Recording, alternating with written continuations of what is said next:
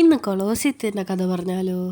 റോമിൽ 2000 വർഷങ്ങൾക്ക് മുമ്പ് വെസ്പാനി എന്ന് പറഞ്ഞിട്ടുള്ളൊരു രാജാവിന് റോമിന് വേണ്ടിയിട്ട് ഒരു പ്രത്യേകമായിട്ടൊരു ഗിഫ്റ്റ് കൊടുക്കണമായിരുന്നു. ലോകത്തുള്ള എല്ലാ മോണ്യുമെൻറ്റ്സിനേക്കാളും ഭയങ്കര അടിപൊളിയായിരിക്കണം അത്. അങ്ങനത്തെ ഒരു സ്വപ്നത്തിൽ ആൾ വെച്ചൊരു ആംഫി തിയേറ്റർ, അതായത് ഇത്രയും വലിയൊരു തിയേറ്റർ ആയിരുന്നു നമ്മുടെ ഈ കൊളോസിയം.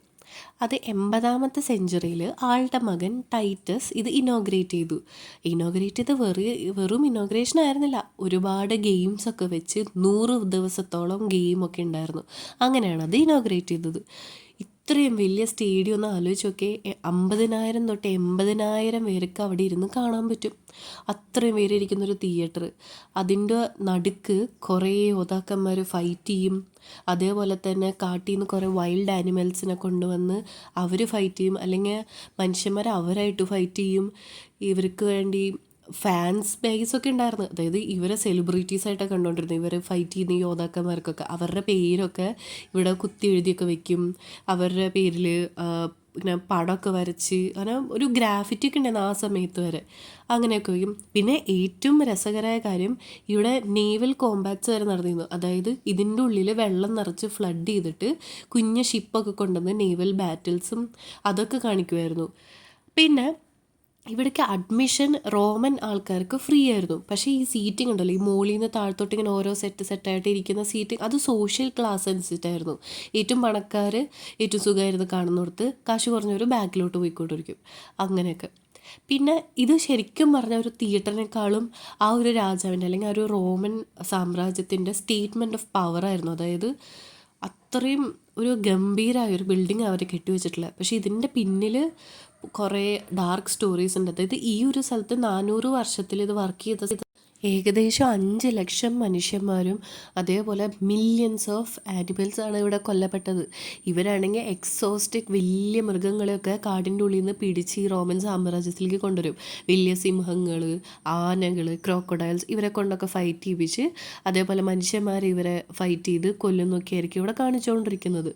ഇതിൻ്റെ പിന്നിൽ ഇവർ, അതായത് ഫൈറ്റേഴ്സും മൃഗങ്ങളും മാത്രമല്ല, ഈ എൻസ്ലേവ് ചെയ്തിട്ട് ആൾക്കാരെ കൊണ്ടുവന്ന് ഇവിടെ നേരെ അങ്ങോട്ട് കൊണ്ടുവന്ന് ഇവിടെ ഇട്ടിട്ട് അവരായിട്ട് ഫൈറ്റ് ചെയ്യും.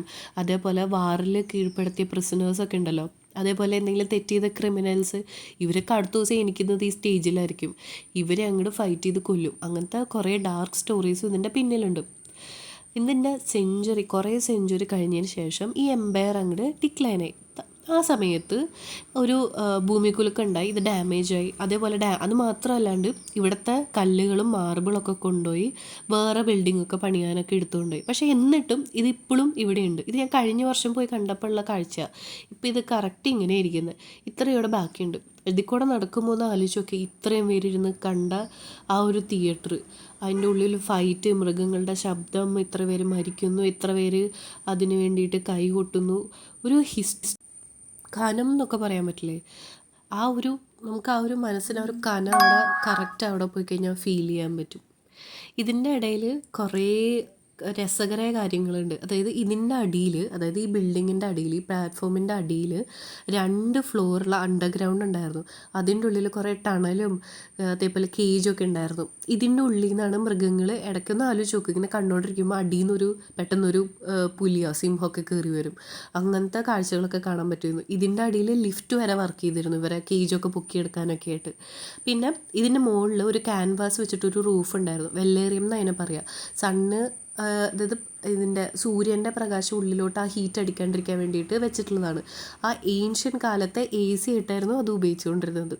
പിന്നെ പബ്ലിക് എക്സിക്യൂഷനും അതേപോലെ തന്നെ ഫേമസ് ബാറ്റിലൊക്കെ പിന്നെ ഇവിടെ ചെയ്തൊക്കെ കാണിക്കും. പിന്നെ തിയേറ്ററിക്കൽ പെർഫോമൻസ് ഇതൊക്കെ ഇവിടെ നടന്നിരുന്നു. ഇത് മാത്രമല്ലാണ്ട് പിന്നെ ഈ സ്റ്റോണും മാർബിളൊക്കെ കൊണ്ടുപോയെന്ന് പറഞ്ഞില്ലേ, അത് വേറെ പാലസും അതേപോലെ ചർച്ചുകൾക്ക് വേണ്ടിയിട്ടാണ് കൊണ്ടുപോയിട്ടുള്ളത്. ചർച്ചിൻ്റെ കാര്യം പറയുകയാണെങ്കിൽ സെൻറ്റ് പീറ്റേഴ്സ് ബെസിലിക്കയിൽ വരെ ഇവിടുത്തെ മാർബിൾ ഉപയോഗിച്ചിട്ടുണ്ടെന്നാണ് പറയുന്നത്. പിന്നെ ഏൻഷ്യൻ ഗ്രാഫിറ്റിയുടെ കാര്യം പറഞ്ഞില്ലേ, അത് ഈ ശരിക്കും പറഞ്ഞാൽ നമ്മളിപ്പോൾ ഈ സിനിമ കാണുന്ന പോലെ തന്നെ ആ സമയത്ത് ഇതൊക്കെ കണ്ട് ഇവരുടെ സെലിബ്രിറ്റീസ് ഉണ്ട്, ഇവർ അതിനെപ്പറ്റിയാണ് ചർച്ച ചെയ്തുകൊണ്ടിരുന്നത്. അവസാനമായിട്ട് പറയാനുള്ളത് ഏറ്റവും ഇൻട്രസ്റ്റിംഗ് ആയിട്ടുള്ളൊരു കാര്യം, ഇപ്പോൾ ഉള്ള മോഡേൺ സ്റ്റേഡിയം ഉണ്ടല്ലോ, അതായത് വേൾഡ് വൈഡ് മോഡേൺ സ്റ്റേഡിയങ്ങൾ നമ്മുടെ ഈ കൊളോസിയത്തിൻ്റെ ഡിസൈനാണ് ഉപയോഗിച്ചിട്ടുള്ളത്. അതായത് 2000 വർഷങ്ങൾക്ക് മുമ്പ് ഈ വെസ്പാനിയൻ എന്ന് പറഞ്ഞിട്ടൊരു രാജാവിൻ്റെ ഉള്ളിൽ തോന്നിയ ആ ഒരു ആഗ്രഹം അന്നുണ്ടാക്കിയ ആംഫി തിയേറ്ററിൻ്റെ ഡിസൈൻ വെച്ചിട്ടാണ് ഇപ്പം നമ്മൾ ലോകത്തെ എവിടെയും കാണുന്ന സ്റ്റേഡിയം ഡിസൈൻ ചെയ്തിട്ടുള്ളത്. ഫുട്ബോളൊക്കെ കളിക്കുമ്പോൾ കാണുന്ന സ്റ്റേഡിയം, നമ്മൾ ചുറ്റിരുന്ന് കാണുന്ന സ്റ്റേഡിയം, അത് ഇതിൽ നിന്നാണ് ഇൻസ്പയർ ആയിട്ടുള്ളത്.